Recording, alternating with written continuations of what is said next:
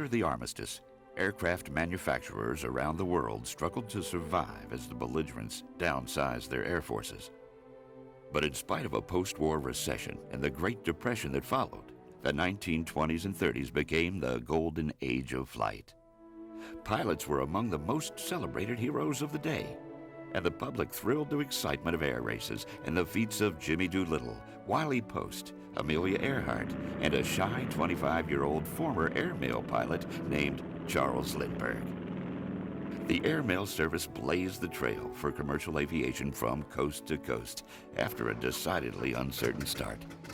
In 1918, with World War I still raging in Europe, Congress appropriated $100,000 to establish experimental airmail routes. In 1919, Eddie Hubbard and I took a flight up to Vancouver, BC. On our return trip, the postmaster at Vancouver handed us a mail sack for delivery to the postmaster at Seattle. This was the first international mail ever carried by plane into the United States. The Post Office Department urged the Army Signal Corps to lend its planes and pilots until they could secure their own. Carrying the mail, the department argued, would provide invaluable cross-country experience to student flyers. The Secretary of War agreed. On May 15, 1918, the Post Office Department began scheduled airmail service between New York and Washington, D.C. President Wilson and the First Lady addressed the letter to the postmaster of New York City. Witnesses watched the first airmail letter being posted. Lack of instruments and navigation maps made flying tough, but we hoped jobs like this would increase public confidence in our ability. Simultaneous takeoffs were made from Washington's Polo Grounds and from Belmont Park, Long Island, both trips by way of Philadelphia. It was a task for which the Army pilots in their Curtiss Jennies were ill prepared. Chosen to fly the Washington to New York route was U.S. Army Air Service Lieutenant George Boyle. Boyle got an assignment because he was engaged to marry the daughter of a powerful man whom the post office wanted to impress. With the mail sacked up and ready to go, President Woodrow Wilson shook Boyle's hand and wished the young pilot luck. The 4 sacks were stashed away in the airplane's open cockpit as the pilot climbed aboard and taxied off to make the first official flight.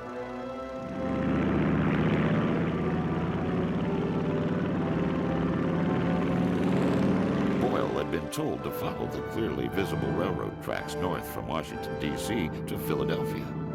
But in a rather ignominious start to the service, he flew south instead and got hopelessly lost, crashing into a field less than 22 miles from Washington. Postal managers let him try again, but he went even further off course, flying almost out over the Atlantic Ocean 150 miles to the east. Luckily, the second pilot, traveling south from New York, was able to follow the rail lines without incident and delivered the first airmail. Boyle was retired in embarrassment. After this inauspicious start, the Army did a surprisingly successful job of flying the mail between New York and Washington. On August 12, 1918, the Post Office took over all phases of the airmail service, using newly hired civilian pilots and mechanics and 6 specially built mail planes from the Standard Aircraft Corporation. The U.S. airmail pilots were necessarily a tough bunch of men. Armed with pistols to protect the mail, they maintained regular flights over mountains and deserts in inadequate aircraft with primitive instruments. Pilots flew by dead reckoning or by the seat of their pants. Forced landings occurred frequently because of bad weather, but fatalities in those early months were rare, largely because of the small size, maneuverability, and slow landing speed of the planes. Because Congress had set airmail postage at a rather pricey 24 cents, the public was at first reluctant to use the service. During the first year, airmail bags contained as much regular mail as actual airmail. The department's long-range plans called for an eventual transcontinental air route from New York to San Francisco to better its delivery time on long hauls and to convince the stamp-buying public of the benefits of using airmail. The first legs of this transcontinental route, from New York to Cleveland with a stop at Bellefonte, Pennsylvania, and from Cleveland to Chicago with a stop at Bryan, Ohio, opened in 1919. A third leg opened the following year, Chicago to Omaha via Iowa City, with feeder lines to Chicago from St. Louis and Minneapolis. Finally, on September 8, 1920, the last transcontinental segment opened, from Omaha to San Francisco via North Platte, Cheyenne, Rollins, Rock Springs, Salt Lake City, Elko, and Reno. At this time, mail was still carried on trains at night and flown by day, but even so, the new service bettered cross-country all-rail time by 22 hours. To provide pilots with up-to-date weather information needed to fly the mail all the way from New York to San Francisco, the department began to install radio stations at each flying field in August 1920. By November, 10 stations were operating, including 2 Navy stations. When airmail traffic permitted, other government departments used the radios instead of the telegraph for special messages, and the Department of Agriculture transmitted weather forecasts and stock market reports over the radios. On February 22, 1921, mail was flown both day and night for the first time over the entire distance from San Francisco to New York. Jack Knight's Airmail Odyssey illustrates the determination of those early aerial pioneers.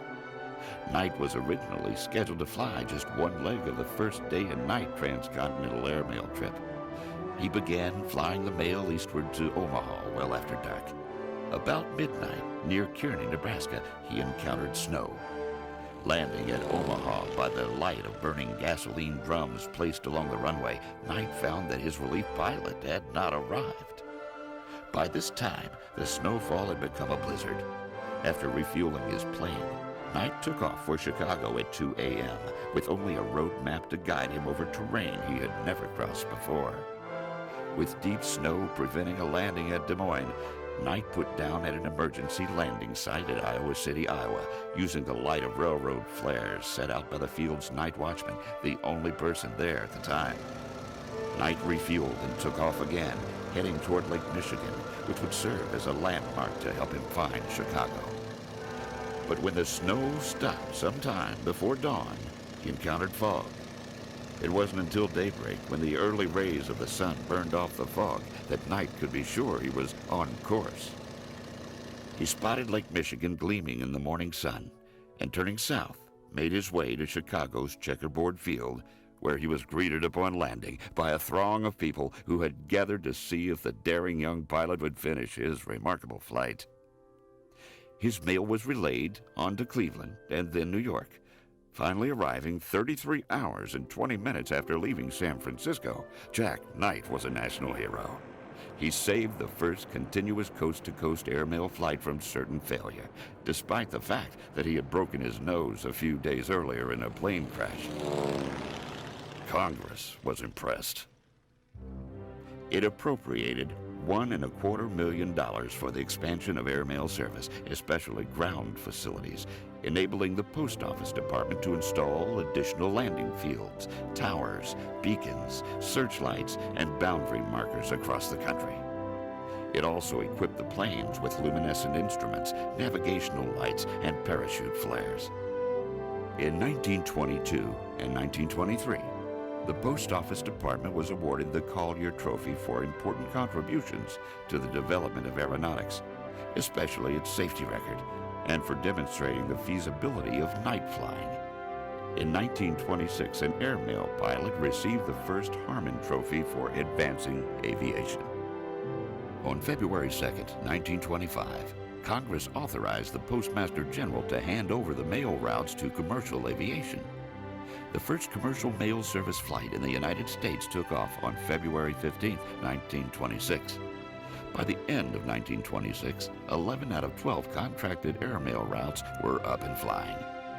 On April 13, 1926, a baby-faced former Army pilot and barnstormer from the Midwest was hired by one of the first private contractors to fly the mail between Chicago and St. Louis.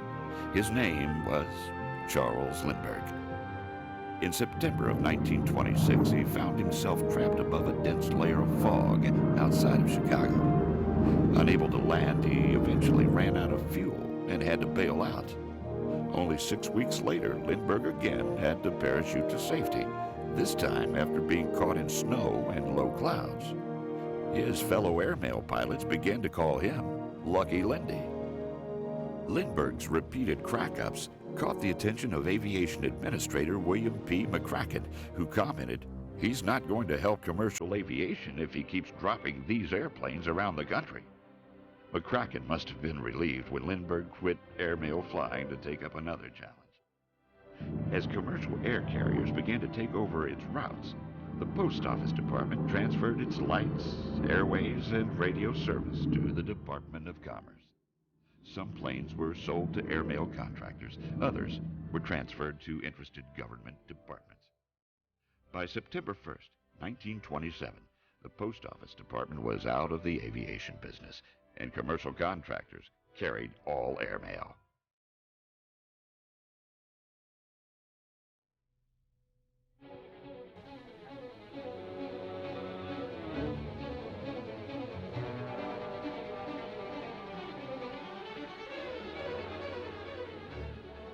Airmail pilots had become folk heroes in the 20s. But the pilots who most captured the public's eye, and who probably did more to promote aviation than any others, were the barnstormers.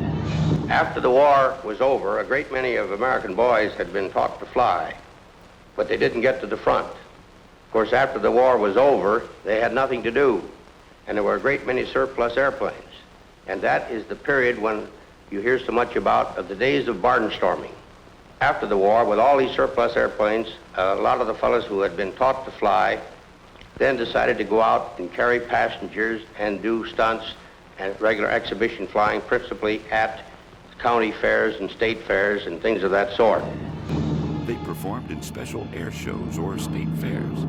Sometimes small groups of gypsy flyers would land in a field near a remote town and put on a show for tips and a meal. With $50 war surplus trainers and a complete disregard for the law of gravity, the barnstormers crisscrossed the country, thrilling crowds everywhere they went with their seemingly impossible aerobatics. There were no safety regulations, so the barnstormers tested the limits of their aircraft and the laws of gravity. Since audiences were not prepared to wait for the chance accident to liven up the event, the pilots staged spectacular crashes as part of the show. Wildcats like Howard Hawks, Roscoe Turner, and Edward Stinson deserve much credit for introducing America to the sky. The crowds loved to watch the daredevils outdo each other with spectacular stunts. The steady, easy-to-fly Jenny Standard Army trainer was the barnstormer's craft of choice. Roscoe Turner and his lion cub Gilmore may have been the most famous of these aerial daredevils. Flamboyant in his powder blue tunic, polished red and gold racing helmet, and gleaming boots, Turner crisscrossed the country entertaining crowds and setting records. He even had time to win the Thompson Trophy Air Race 3 times, a feat no other pilot ever approached. I have maintained ever since that I've been flying that there's only one reason for flying, and that is speed. It's 1910 Curtis, 49 miles an hour. 1910 White, 61 miles an hour. 1911 Wyman, 78 miles an hour. 1920 Mosley, 156 miles an hour.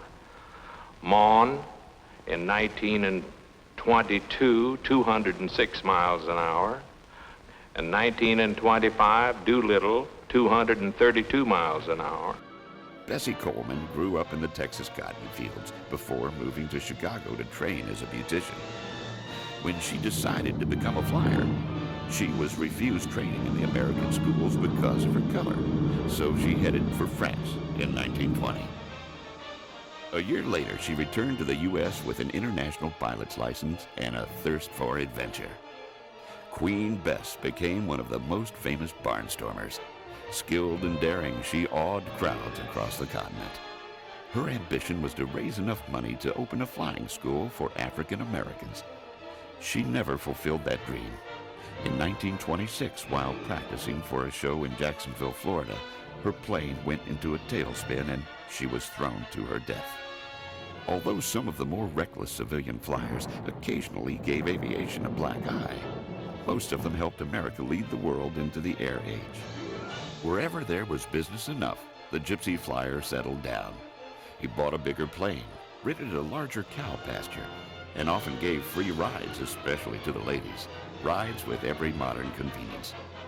Eventually, there grew up private inner-city taxi services, which flew millions of miles. These were the direct ancestors of today's big commercial airlines.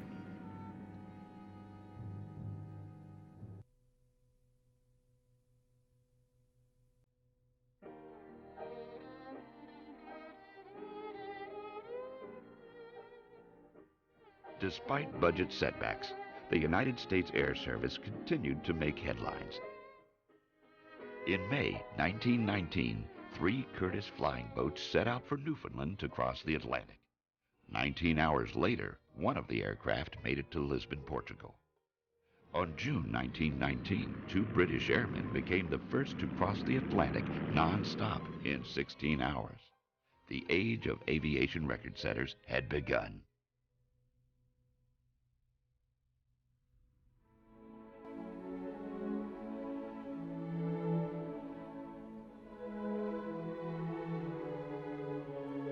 In May 1923, to complete the first non-stop coast-to-coast flight, the Air Service modified a giant commercial transport with special wing tanks. This was the 3rd attempt by the pilots, Lieutenants John McCready and Oakley Kelly, in the same plane. With 780 gallons on board, the tensest moment was the takeoff. It was far from certain that the fully loaded 10,000-pound monoplane would clear the Curtiss hangar at the end of the runway. Straining for every RPM it could muster, the Fokker T-2 climbed into the spring sky. Throughout the 2,150-mile flight, the pilots took turns at the controls. At an average speed of 94 miles an hour, less than 27 hours later, McCready and Kelly arrived over Rockwell Field, San Diego. After spanning the continent, the huge plane touched down to a thunderous welcome from the waiting crowd.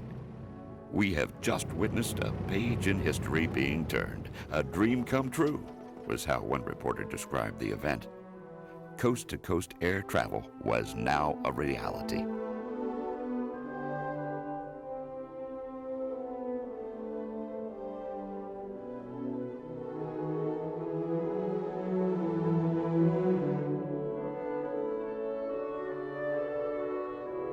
One aspect of aircraft performance that especially fascinated the public in the 1920s and 1930s was the need for speed.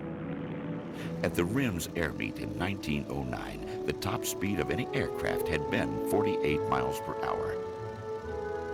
One of the greatest speed record holders of his day was Jimmy Doolittle. More famous today for his World War II raid on Japan, during the 20s and 30s, he was the king of speed at one time, holding both the seaplane and the land plane speed records. Doolittle signed up for aviator training when he joined the Army in 1917. Ironically, he was so good in the air that he never saw combat, being assigned to stay stateside to train others. After the war, he became a test pilot, and in 1922, he was the first man to cross the United States in under 24 hours. In 1922, I flew from Pablo Beach, Florida, near Jacksonville, to San Diego, California, a distance of about 2,200 miles in 22 hours and 20 minutes. In 1931, I flew from Los Angeles, California to New York in 11 hours and 15 minutes. That first flight was the first time that the continent had ever been crossed in less than 1 day.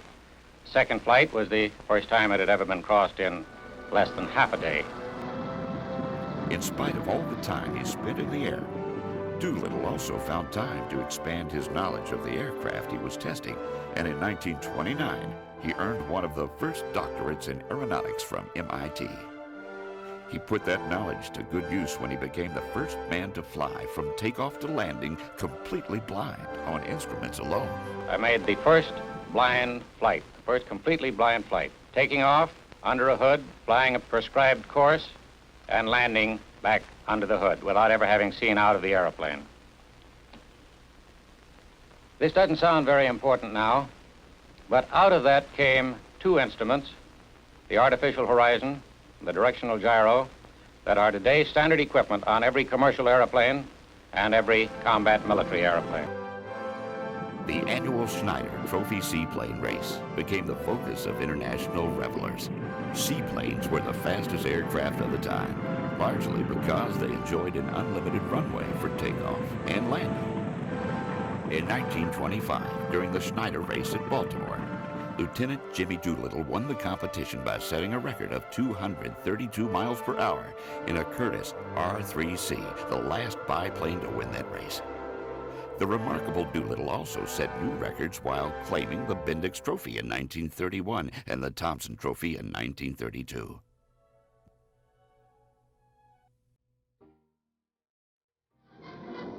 Crowds watching a real show today, starting with Jimmy Doolittle, the human bullet. During the 1932 Thompson Trophy race, Doolittle flew one of the strangest aircraft ever to fly, the GB. This plane was little more than an engine with wings attached and was the most dangerous aircraft ever built, but it was fast. The GB Model R1, piloted by Doolittle, reached a top speed of 252.7 miles per hour and in a straight line could reach 300 miles per hour. These record flights have a very real meaning. Competition has perhaps always been the greatest stimulus to improvement. And out of this competition came improvements that were improvements in the performance of aircraft and the safety of aircraft, and those improvements were immediately applicable to the military and indirectly applicable to commercial aviation. The races were more than just shows for the crowd. These light, streamlined metal monoplanes showed the way for the fighter planes of World War II.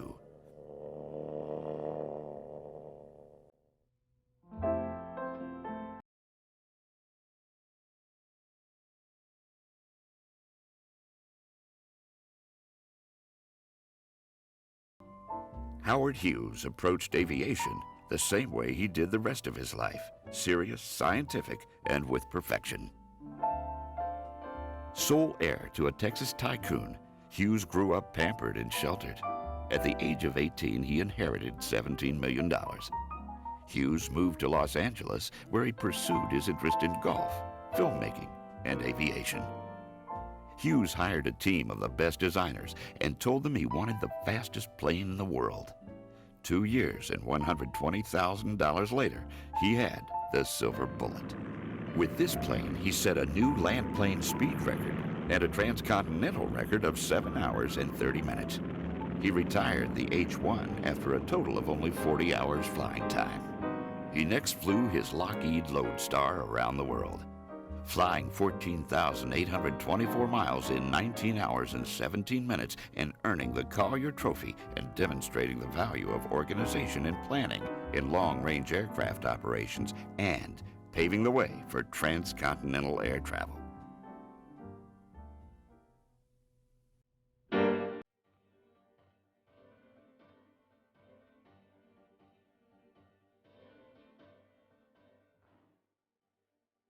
Amelia Earhart may not have been the best woman flyer of her time, but she unquestionably was the most famous.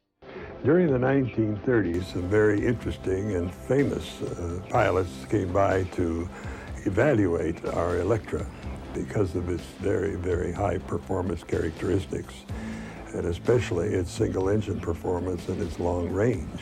Amelia Earhart was another one of those famous and wonderful persons that we got so well acquainted with, because when Amelia came to acquire her first Little Red Vega, as she called it, She put on a pair of Lockheed coveralls and went out in the shop and worked next to the woodworkers and the cabinet makers and then the final assembly, and went out on the flight line as part of the crew, and was a most gracious lady and a most appreciative lady, because she knew when she flew her airplane, almost every nut and bolt of any importance as it was assembled, her confidence factor was improved immensely by the fact that she was a part of the building of her little red Vega.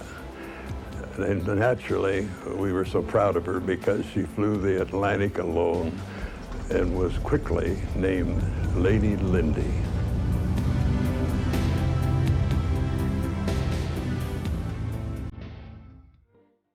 In May of 1932, she was the first woman to cross the Atlantic solo. In July 1932, she became the first woman to cross the United States solo and the first person to fly from Hawaii to California in January 1935. She set a speed record for flying from Burbank, California to Mexico City in April 1935. In spite of her accomplishments, one record loomed. Although Wiley Post had already circumnavigated the globe, he had done so at the northern latitudes, and no one yet had circled the Earth at or near the equator.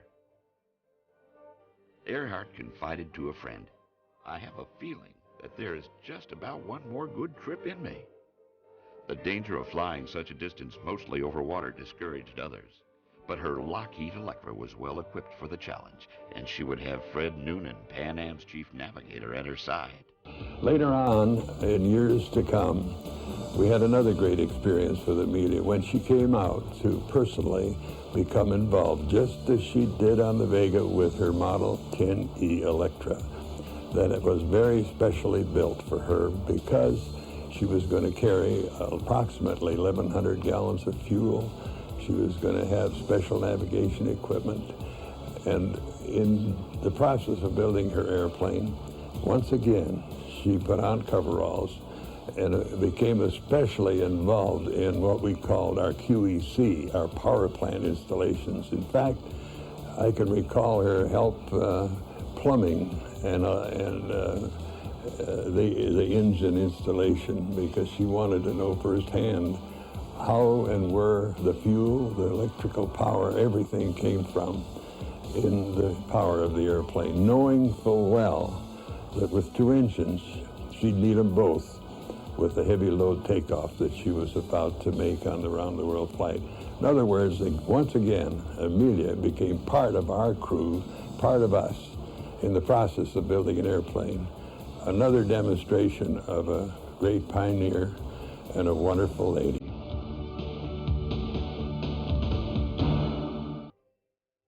Earhart took her role model status seriously. She had begun teaching part-time at Purdue University, where she hoped to encourage women to pursue their dreams as she had done. On July 2nd, 1937, Earhart and Noonan began the last leg of their round-the-world flight, heading from New Guinea to tiny Howland Island, 2,500 miles away. Before and after they were due to arrive, Earhart sent several radio messages indicating they could not find Howland. Then, all contact was lost. The U.S. Navy swept the area for 16 days in the largest rescue mission ever mounted, but to no avail. No trace was ever found of Amelia Earhart or her Lockheed Electra. Before the flight, she was asked about the danger. She was quick to respond, "When I go, I'd like best to go in my plane, quickly." She got her wish.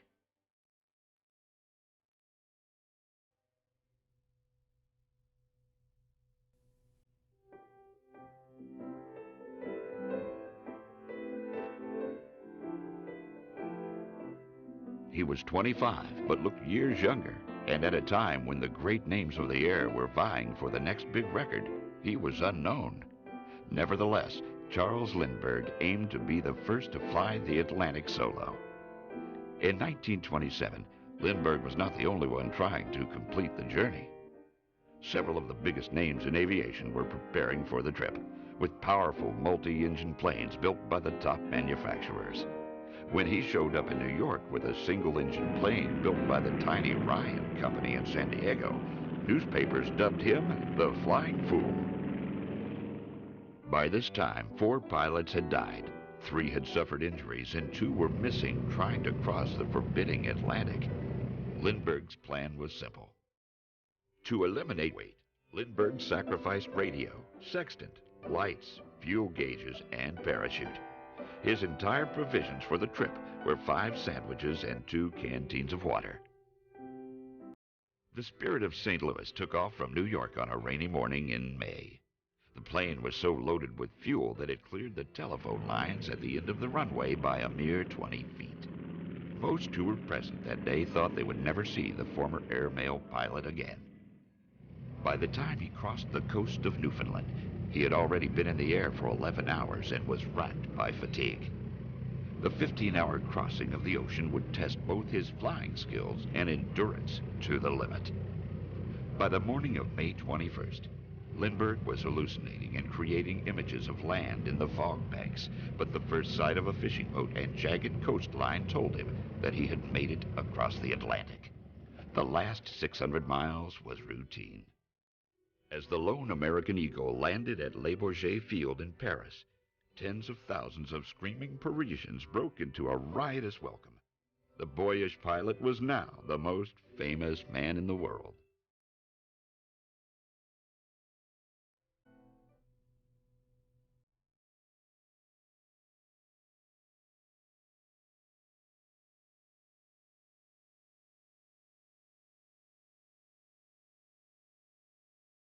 When some looked to the sky for adventure, others began to see dollar signs in the clouds.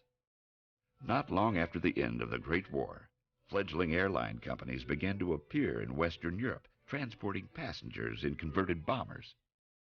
In the United States, carrying the mail was more profitable than passengers because of the government subsidies. A 150-pound passenger flying 1,000 miles would have had to pay a prohibitive $450 for the space to be worth it to the airlines. Early passengers even had to agree that the company could dump them if the airline came up with a mail bag to take their place. But still, people wanted to fly, and did, in spite of cost, noise, and dangerous airplanes. When in 1931 a Fokker trimotor crashed in Kansas, killing Notre Dame football coach Newt Rockne and 6 other passengers, federal inspectors found that the plane came apart in midair, evidently from rot inside the huge wooden wing.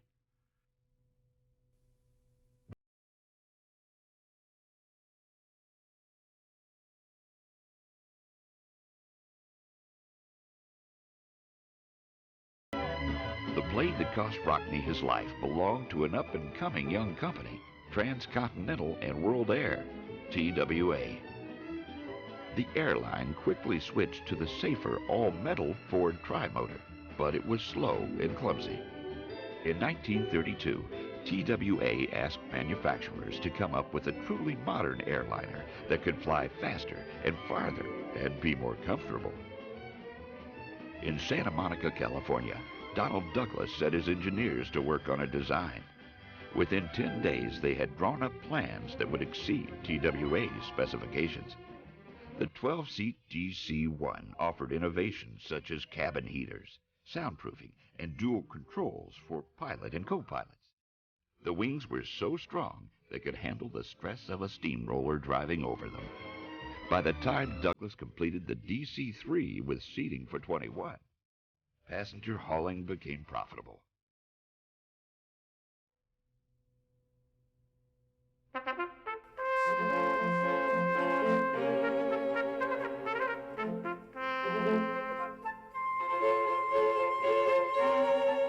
Efforts to improve the image of flying included increasing passenger comfort.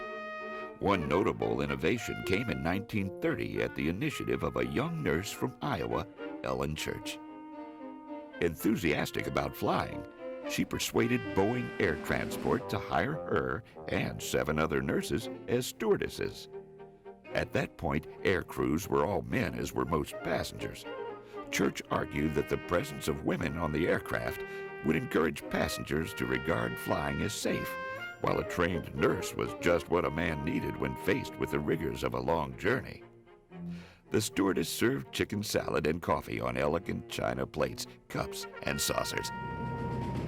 As the airspeed indicator and the altimeter mounted on the front cabin informed the passengers of their progress, the stewardess pointed out landmarks along the route.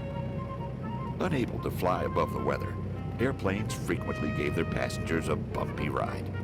One of the stewardess's prime tasks was to care for people emptying their stomachs into the burp cups placed under every seat. The priority of early passenger flights was such that if a pilot thought his plane was overweight on takeoff, the first thing he would dump was the stewardess. He would then take off, leaving the passengers to their own resources, and in the process, offering the first self-service flight.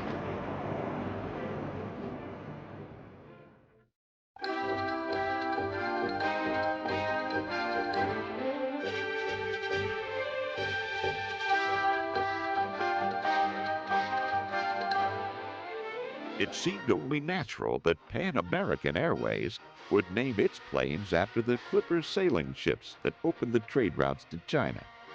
They were flying boats equipped with pontoons to land on water and were unlike anything that came before them. Pan Am began in 1927 as a small coastal airline flying the mail 90 miles from Key West to Havana.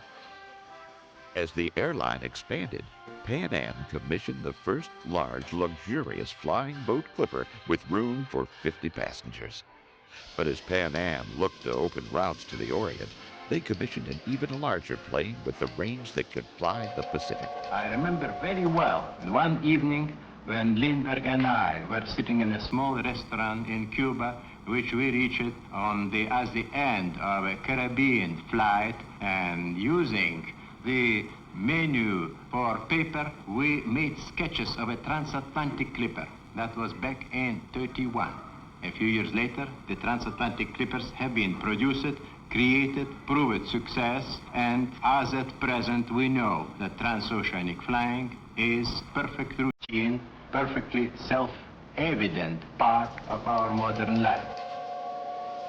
In 1936, Pan Am began passenger service between San Francisco and Manila. Along the 5-day, 8,000-mile route, the China clippers refueled and resupplied at bases on Midway, Guam, and Wake Island. With luxury berths and full meal service, commercial air travel finally became a pleasure.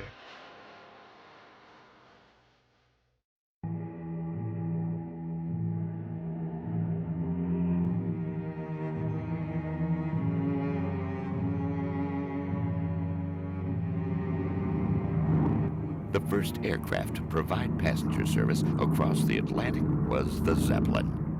The Graf Zeppelin began service between Germany and Brazil in 1931. A marvel of safety and comfort, it made 590 flights and carried 13,000 passengers.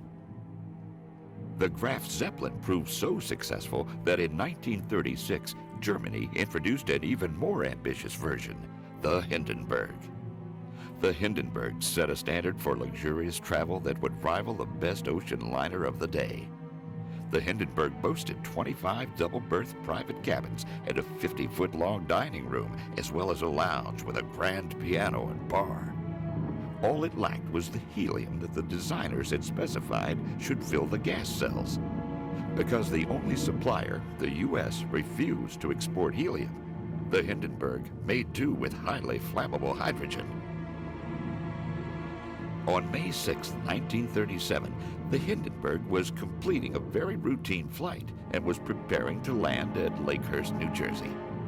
As it hovered about 75 feet above the ground, a spark, either from static or natural electrical discharge, suddenly ignited leaking hydrogen in the tail section.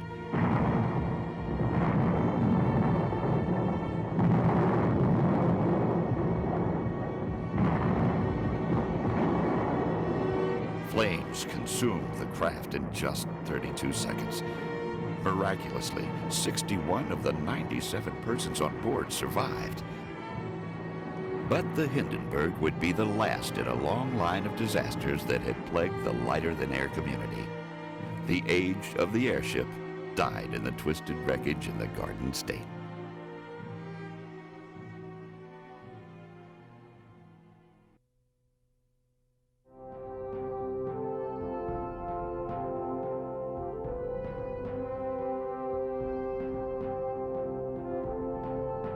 Well, I'm going to tell you something, and you'll find hard to believe, and I'll put my hand on the Bible if you want me to. I dreamt, prior to the attack on Pearl Harbor, one night I saw ships turning over, I saw guys diving over the side, and I saw smoke.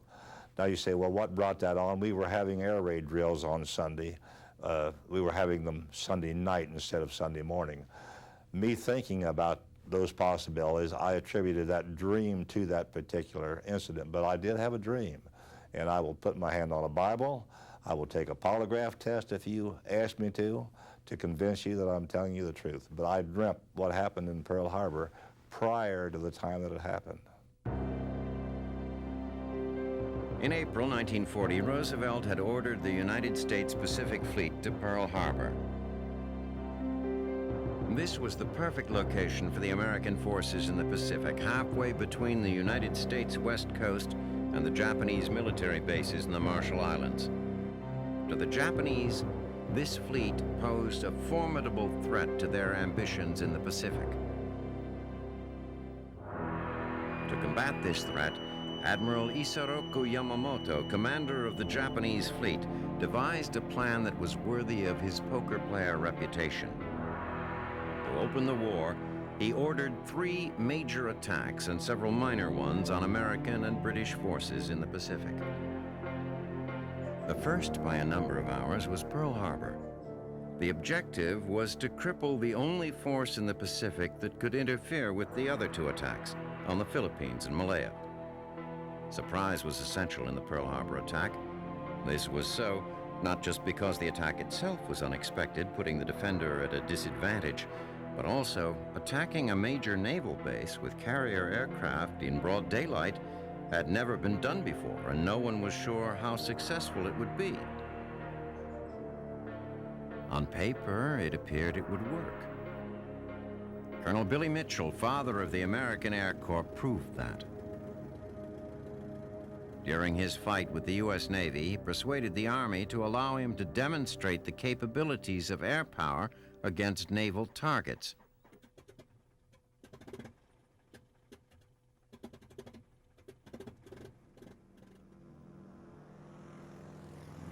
He was given the captured German capital ship, the Ostfriesland, and told to try to sink this unsinkable ship.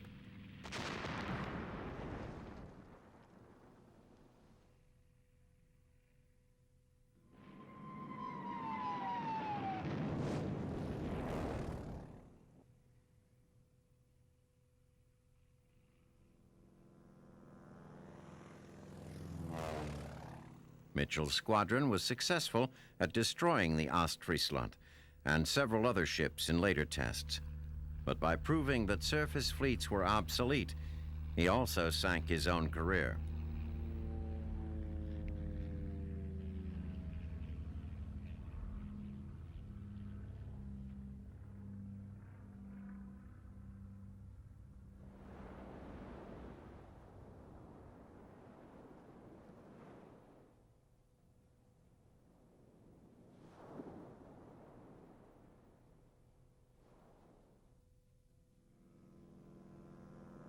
The British had also proven this point rather successfully in a nighttime air raid on the Italian fleet in Taranto Harbor on November 11th and 12th, 1940. A raid that crippled Axis naval power in the Mediterranean Sea. The experienced and history-savvy officers of the Japanese fleet knew that the first time anything is tried, particularly something risky, the unexpected can be expected. Nagumo's force would include 6 heavy aircraft carriers, carrying 300 planes, accompanied by 24 supporting vessels and a fleet of submarines. In the spring of 1941, Admiral Yamamoto began mapping out his Pearl attack plan and showing it to other Japanese officials. The basic concept was to injure American military power in the Pacific to such an extent that Japan would be able to overrun a vast territory. Then the United States would ultimately decide on a negotiated peace rather than a protracted war. Japan could not grab this territory in the Pacific if a large enemy fleet was in the same waters at the same time. America had the only other large fleet, and most of it was based at Pearl Harbor. Cripple that fleet, and Japan could take whatever it wanted in the Pacific.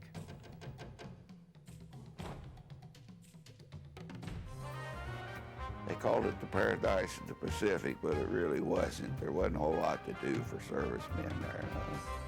They had boxing teams on the ship, and we had rowing, where we'd take rowing whaleboats out and have competition with the fleet. And basketball, and football, and baseball.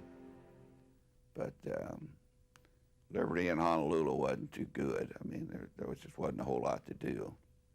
I couldn't even go in and get a beer because I was too young. Couldn't buy no beer. Actually, you couldn't go to Waikiki Beach in uniform. So a lot of guys had locker over at the YMCA where they changed into dungaree pants and those Hawaiian shirts, and then you could go out there, but you couldn't go out there in uniform. And a lot of movie stars were out there, but I didn't go out there too much. Once, a couple of times.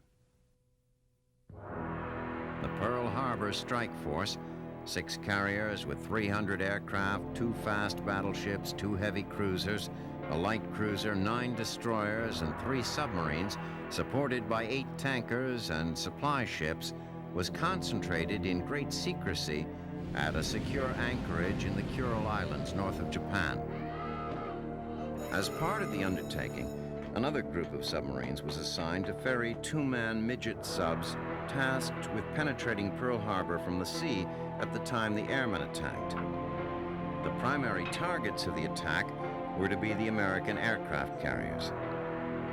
All U.S. aircraft were to be destroyed to prevent aerial opposition. A strong fighter element would be included in the attack for air cover for the fleet. The attack force would be equipped to refuel the attack aircraft at sea.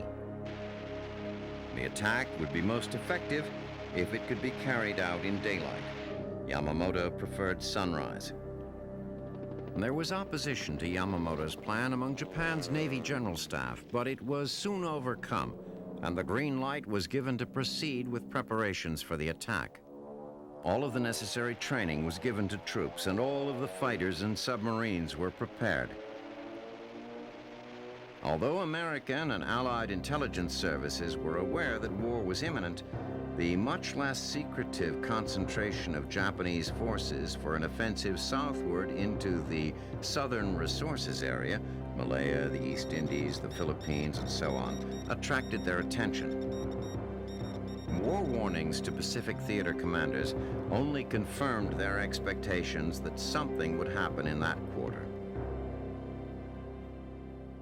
In the fall of 1941, the naval and air base at Pearl Harbor and the installations on Oahu represented the greatest concentration of American military power in the world. This force was under the command of Admiral Husband E. Kimmel, an officer with a stainless career who was given the command unexpectedly when his predecessor, Admiral James O. Richardson, had incurred the wrath of President Roosevelt. In normal circumstances, the island was the home to 9 or 10 battleships, 3 carriers with over 259 aircraft, a score or more of cruisers, and dozens of odd destroyers, submarines, and support ships, plus about 500 land-based aircraft and 2 understrength infantry divisions. General Walter Short, Army commander in Hawaii, dismissed the possibility of a carrier air raid on the place, despite the fact that the Navy had for years practiced such a bold stroke against the Panama Canal, San Diego, and Pearl Harbor itself. These practice raids had demonstrated that such operations were not at all difficult. Despite that, Short's principal concern seems to have been the threat of sabotage by members of Hawaii's large resident Japanese and Japanese-American population.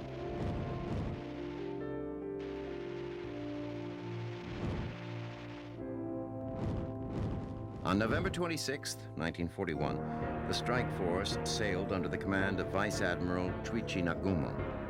Maintaining total radio silence, the strike force took a route through the North Pacific which had proven wholly devoid of shipping under normal circumstances. They sailed on, waiting for the coded order to launch the strike. Climb Mount Niitaka.